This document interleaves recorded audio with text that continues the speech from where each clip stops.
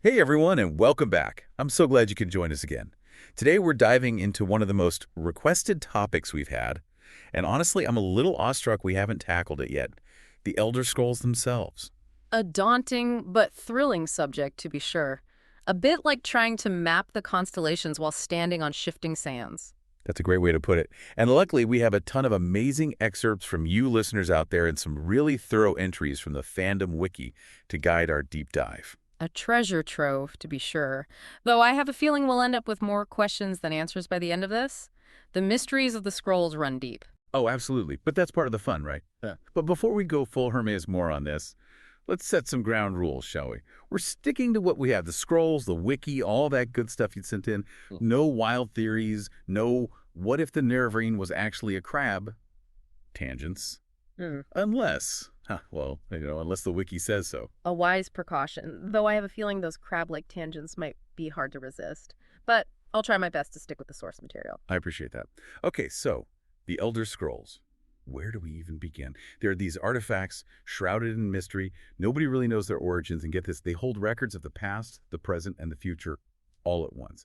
Seriously, try wrapping your head around that concept. Paradoxical, aren't they? They're like a history book that updates with every passing second, a chronicle of what was, is, and could be existing all at the same time. And this intricate dance between the scrolls and time, well, that's what makes them so captivating to study. So they don't just tell time, they practically breathe it. It's true, and understanding that is, well, it's key to even beginning to grasp their nature. The wiki mentions something about fixed points and possible events. So before something happens, the scrolls show different potential outcomes, like a choose-your-own-adventure novel written across the cosmos. Precisely. Imagine, if you will, a fork in the road. Before a choice is made, all paths exist as possibilities within the scrolls. But once an event occurs, one path solidifies into the fixed and unchanging text of the past. So like, the moment Lorkhan's heart was pierced, before it happened, it was just a potential outcome on the scrolls. But after, bam, fixed point in history. Exactly. And that's what leads to this misconception that the scrolls dictate destiny. They don't. They're a reflection of choice, consequence, a cosmic kaleidoscope of what might be. It's less about a predetermined fate, more like observing a river. Its currents are constantly changing, branching, merging. The scrolls capture that flow. Okay, I think I'm starting to get it. Sort of. So we've got these crazy, powerful artifacts that can give you a sneak peek into the past, the present, and the future. You'd think everyone and their pet skeever would be lining up to get a peek at these things, but the wiki also mentions, well, let's just say there are some occupational hazards. There's a reason why only a select few even attempt to read the Elder Scrolls. And it's not just because they're written in some ancient, undecipherable language, although that's certainly part of it. Yeah, about that. Blindness. Madness. Rumor has it that even attempting to comprehend the sheer scope of knowledge within a scroll can shatter your mind. Is there any truth to that? It's not an exaggeration. It's like trying to download centuries of raw data directly into your brain. The system would overload. The human mind, while remarkable, it's just not equipped to process that kind of cosmic information overload. So it's like staring directly at the sun. Way too potent, too vast. And the consequences, well, they can be pretty severe. Makes that inscription above the library in Skyrim make a lot more sense now. The first words of the first scroll are silence. Silence indeed, because you're either struck blind or driven utterly mad. Though there are those who dedicate their lives to these texts and seem to fare a bit better. The cult of the ancestor moth. Right. The Moth Priests. Okay, that's where it gets really interesting to me. Because they actually go blind reading these things, from what I understand, which is some serious dedication to knowledge, right? And the wiki mentions something about a ritual and moths. Ah, yes. The ritual of the ancestor moth. It's a fascinating, if somewhat eerie, process. Picture a secluded glade bathed in moonlight. A moth priest sits before an elder scroll, and as they begin their ritualistic reading, moths, drawn to the scroll's magic, flock to the glade. And these aren't just any moth you'd find fluttering around a lamppost.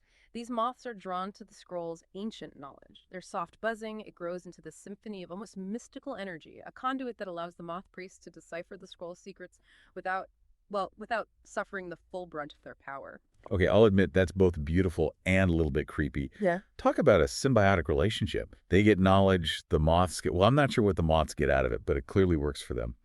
But the wiki also mentioned something about the Dwemer, those master engineers and tech wizards of Elder Scrolls lore. Yeah. Didn't they find a way to avoid the whole blindness thing altogether? Yes, the Dwemer. With their unique understanding of tonal architecture, their thirst for knowledge, they created the lexicon, a technological marvel designed to, you could say, safely access the scroll's wisdom. Imagine a device capable of translating the raw, chaotic energy of the scrolls into a format comprehensible to the mortal mind. No blindness, no madness. Sign me up. I wonder if any of those lexicons are still lying around. Okay, probably not, considering the Dwemers themselves seem to have vanished. Poof, gone. Along with their amazing tech. Speaking of which, the wiki doesn't really go into detail about what happened to the Dwemer, does it? Their disappearance is one of the biggest mysteries in Elder Scrolls lore. Some believe they tampered with forces beyond their understanding and paid the ultimate price. Others speculate they simply transitioned to a different plane of existence. Perhaps they even found a way to exist outside of time itself, much like the scrolls they studied. Whoa, it's like they were trying to become the very thing they were studying. Okay, now that's a deep dive for another day, but for now, let's shift our focus back to the scrolls themselves. It's clear they're incredibly powerful, profoundly mysterious, and have played a role in some of the most important events in Tamriel's history. I mean, we're talking universe-altering events here. Their influence, it echoes through every era. Take, for example, the Merific era, a time of myth and legend. The story of the tyranny of the sun, now that showcases the very real consequences of attempting to manipulate the scroll's power. Oh man, the Snow Elves. Talk about holding a grudge. Yeah. But you're right. That whole event highlights how messing with time, even with good intentions, can have some serious ripple effects.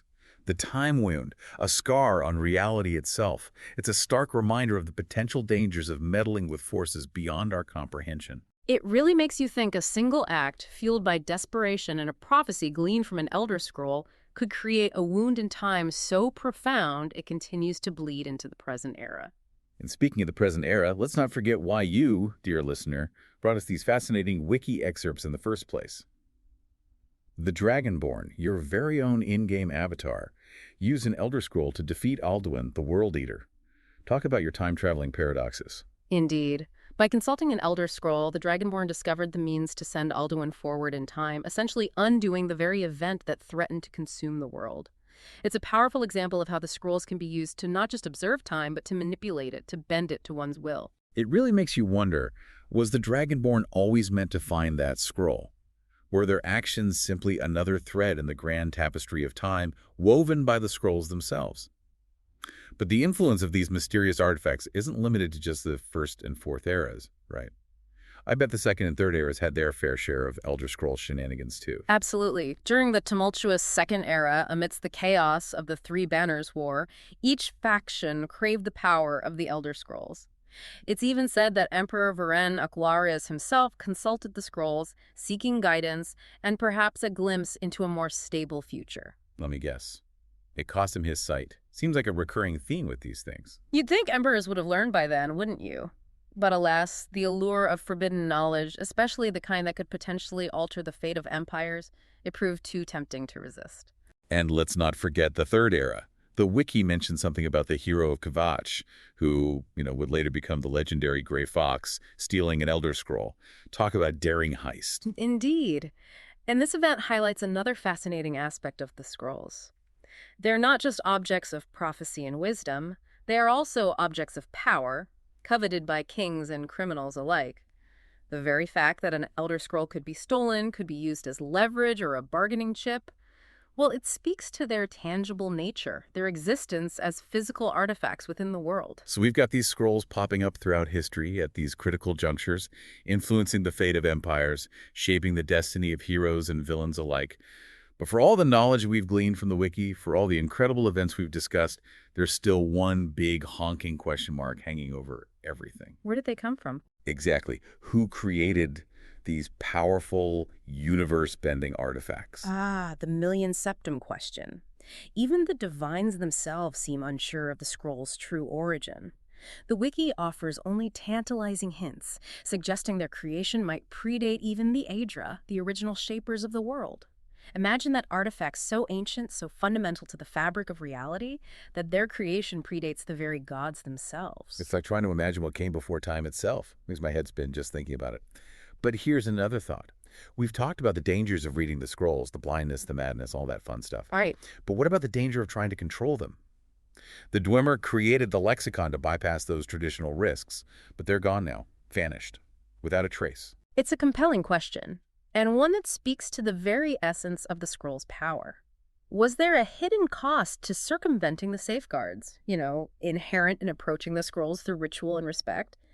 Did the Dwemer, in their hubris, overreach, upset some kind of cosmic balance? Right. It's like the universe saying, oh, you think you're so clever, bypassing my safeguards. Let's see how you handle this. And poof, the Dwemers are gone. It definitely throws a wrench into any ideas I had about building my own Elder Scroll reader. Probably for the best, especially when you consider that we don't even know how many Elder Scrolls there are. Yeah. The wiki mentions attempts to quantify them, to catalog their locations. Right. But the scrolls, well, they seem to defy that kind of categorization. They shift, they multiply, they appear and disappear as if governed by forces beyond our understanding. It's like they're playing hide and seek across time and space. You think you've got one pinned down and suddenly it's gone, replaced by something even stranger and more wondrous, which in a way makes them all the more alluring, wouldn't you say? Indeed. They represent the ultimate unknown, a constant reminder that there are forces at play in the universe far grander, far older than we can possibly imagine. It's enough to make you want to drop everything, dedicate your life to studying them, risks be damned. But then again, maybe it's best to appreciate them from afar, to marvel at their mysteries without trying to, unravel them completely. After all, some things are best left unknown, right? A sentiment I think even the Moth Priests would agree with. Knowledge is a double-edged sword, especially when dealing with forces as ancient and powerful as the Elder Scrolls. Well said. So, if you thought you had the Elder Scrolls figured out, think again. They're not just ancient artifacts. They're living, breathing records of possibility, danger, and maybe even a touch of cosmic irony. We've explored the risks of reading them, the mysteries of their creation, and the tantalizing possibility that controlling them might come with a price far greater than blindness. But here's a final thought to ponder. What if the scrolls themselves choose who reads them and when? What if all the events we've discussed, all the heroes and villains who've sought their power, were simply playing out a script written in the fabric of time itself? Something to chew on until our next deep dive.